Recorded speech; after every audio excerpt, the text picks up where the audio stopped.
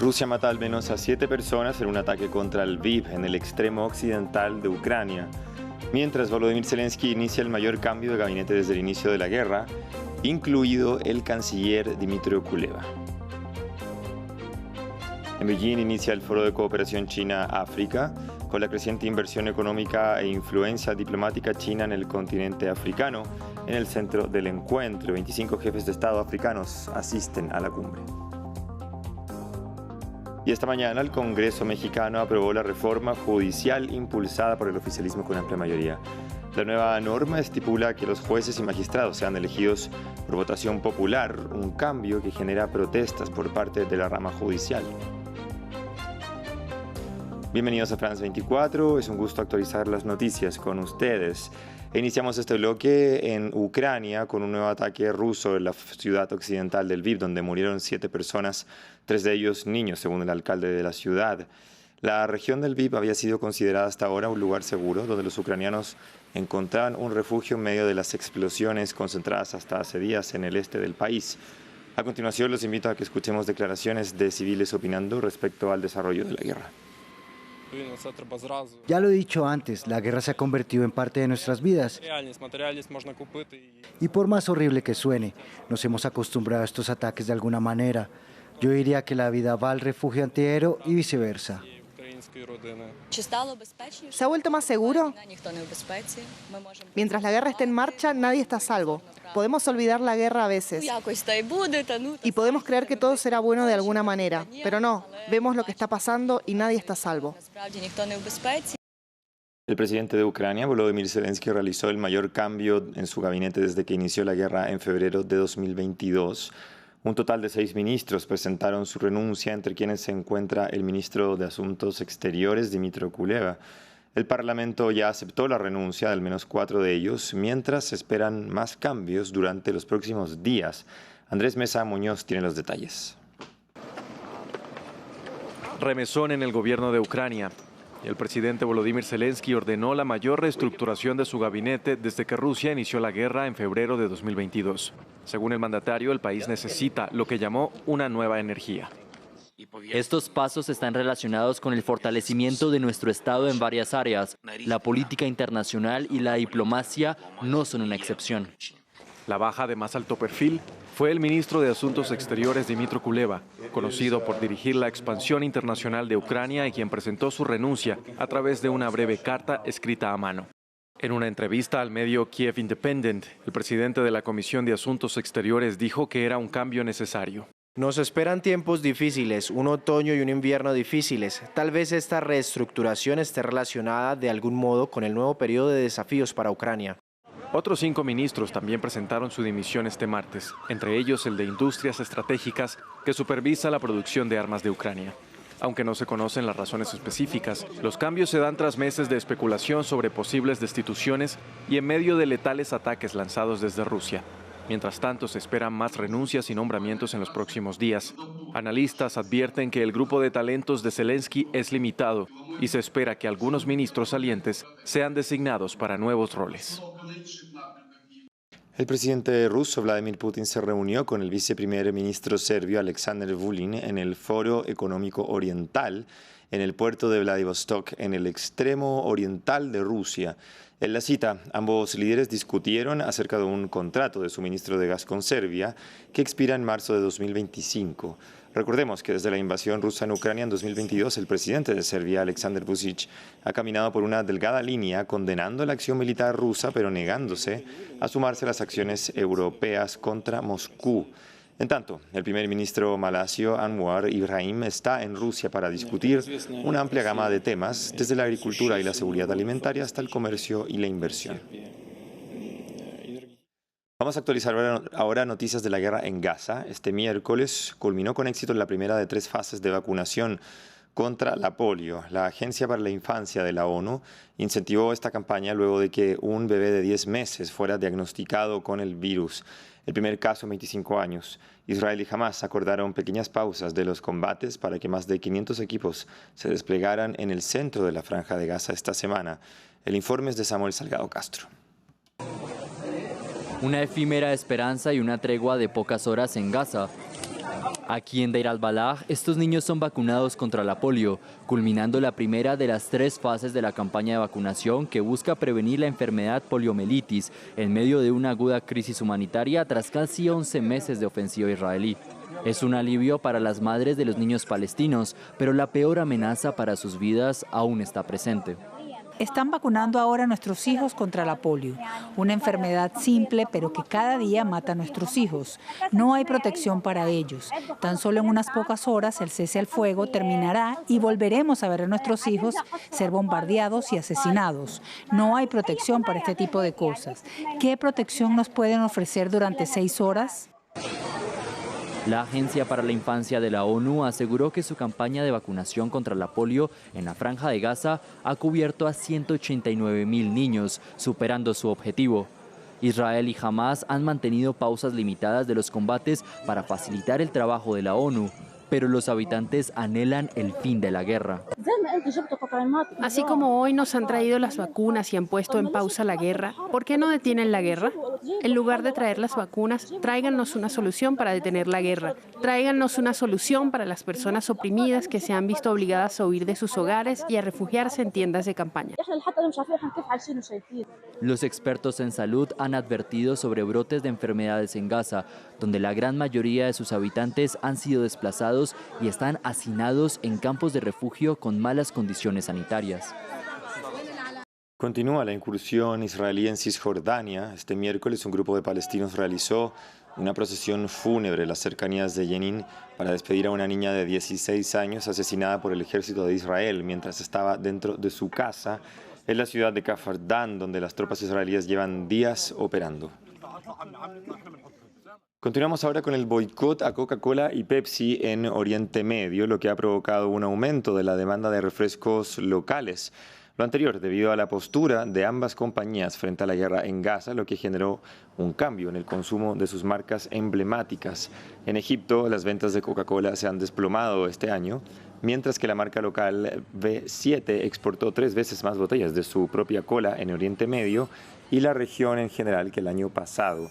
Y en toda la región el rápido crecimiento de Pepsi se evaporó después de que comenzara la guerra en Gaza en octubre.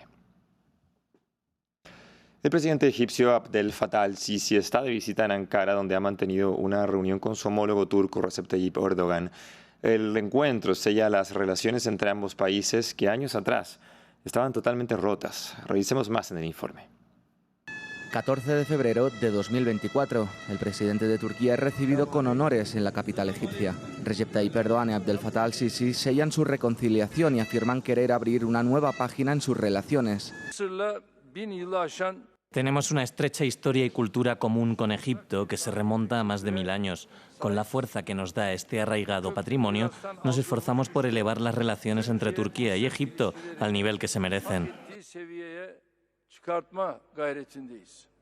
Relaciones que el presidente turco decidió suspender en 2013 tras la llegada al poder de al-Sisi. El entonces jefe del ejército había derrocado al islamista Mohamed Morsi, un importante aliado de Erdogan. En otros puntos que les han enfrentado, Egipto y Turquía apoyan a gobiernos rivales en Libia y solo recientemente se han reconciliado en la cuestión de Sudán. Por otra parte, los acuerdos comerciales. Ankara es el 5º socio comercial de El Cairo y Egipto es el primer socio económico de Turquía en África.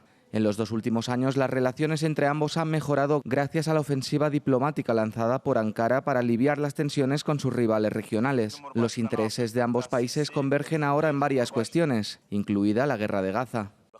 Acordamos con el presidente Erdogan durante nuestras conversaciones la necesidad de un alto el fuego inmediato en Gaza y la necesidad de lograr la estabilidad en Cisjordania para que el proceso de paz pueda continuar lo antes posible, conduciendo a la declaración de un Estado palestino soberano con las fronteras de 1967. Casi 7 meses después, Recep Tayyip Erdogan y Abdel Fattah al-Sisi abogan por la cooperación diplomática en África y Oriente Medio. Los dos dirigentes también tienen previsto firmar varios acuerdos para reforzar sus lazos comerciales y cooperar en ámbitos como energía, defensa, turismo, sanidad, cultura y educación. Beijing acoge desde este miércoles el Foro de Cooperación China-África. Durará 3 días y contará con más de 50 representantes africanos, muchos de ellos jefes de Estado. El objetivo público es abordar la cooperación, el desarrollo y la seguridad, pero los expertos también ven la ocasión como una buena forma de que los países africanos puedan reestructurar la deuda con su principal socio comercial. Luis Muñoz nos cuenta más. Arrancó el Foro de Cooperación China-África y el lema para los 3 días que durará es unir esfuerzos para avanzar en la modernización y construir una comunidad China-África de alto nivel con un futuro compartido. En términos similares se expresó antes de la inauguración el presidente de China, Xi Jinping. Creo que con los esfuerzos conjuntos de ambas partes, la cumbre elaborará un nuevo plan para la cooperación entre China y África en la nueva era y fortalecerá aún más la solidaridad y la cooperación para el sur global, a fin de hacer nuevas contribuciones a la modernización de los países africanos y a la construcción de una comunidad de futuro compartido para la humanidad. La primera de las cumbres entre China y África fue en el año 2000. Desde entonces se han realizado 9. La de este año es la mayor y con más invitados. Se esperan al menos 53 representantes africanos. Por ello, el presidente Xi Jinping ha mantenido encuentros bilaterales con numerosos líderes africanos, como Zambia. África necesita madurar y aprender las lecciones de China. También comprendemos la importancia de China para mantener o asegurar la paz, la estabilidad y la seguridad mundiales, a fin de minimizar los conflictos en el mundo. Ante el creciente interés de Estados Unidos o Europa en África por sus recursos naturales, petroleros y su población de más de 1.000 millones de habitantes, China ha estado buscando situarse como un aliado alternativo a Occidente y lo ha logrado. Actualmente es el principal socio comercial de África. Alrededor del 25% de las exportaciones africanas van a China, mientras que un 16% de las importaciones de África proviene de China. Además, es el principal acreedor. Precisamente la reestructuración de la deuda es clave para muchos países que no son capaces de pagarle los préstamos a China y, por lo tanto, no terminar las grandes obras de infraestructura en marcha. Vamos al Reino Unido. 7 años después del mortífero incendio de la Torre Grenfell en el oeste de Londres, que costó la vida a 72 personas, la investigación llegó a una conclusión. Las muertes pudieron ser evitadas. Las autoridades locales y nacionales fueron responsables de la tragedia debido a la negligencia en la construcción y mantenimiento de la torre de apartamentos. Sin embargo, la Fiscalía no tomará ninguna decisión en el caso hasta recopilar todas las pruebas en 2026. Era una mañana de verano de 2017 en Londres. Esta torre de apartamentos en el occidente de la capital británica arde en llamas. Una escena de caos y devastación inédita desde la Segunda Guerra Mundial. 72 personas murieron en la Grenfell Tower de 23 pisos. Una tragedia en una de las zonas más exclusivas de Londres y una compleja investigación que 7 años después llegó a una conclusión. La verdad es que todas las muertes que ocurrieron eran evitables y quienes vivían en la torre sufrieron graves daños a lo largo de los años y de distintas maneras por parte de quienes eran responsables de garantizar la seguridad del edificio y de sus ocupantes. En el informe final, la investigación atribuyó la mayor responsabilidad del desastre a las empresas implicadas en el mantenimiento y reacondicionamiento de la Torre Grenfell y a la negligencia de las autoridades locales y nacionales, así como a las empresas que habían comercializado de forma deshonesta materiales de revestimiento de combustibles como seguros. El primer ministro británico pidió disculpas a las víctimas. Quiero empezar con una disculpa en nombre del Estado británico para cada uno de ustedes y, en efecto, para todas las familias afectadas por esta tragedia.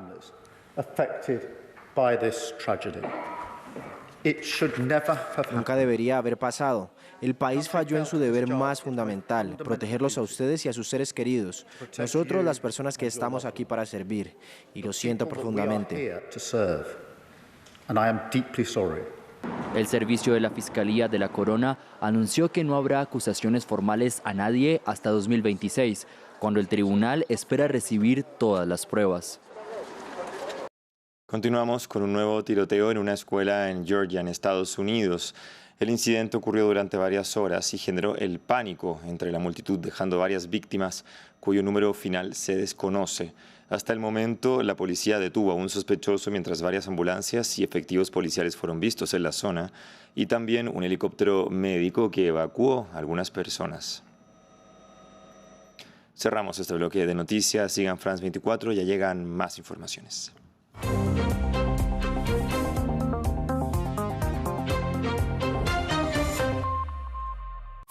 RFI y France 24 presentan la actualidad cultural en Francia en todos los ámbitos de la creación, desde el cine francés a la literatura, pasando por las artes plásticas, la música, el cómic o las culturas urbanas. Tienen cita con nosotros en Carrusel de las Artes. El Carrusel de las Artes, colaboración con RFI, presentado por María Carolina Piña.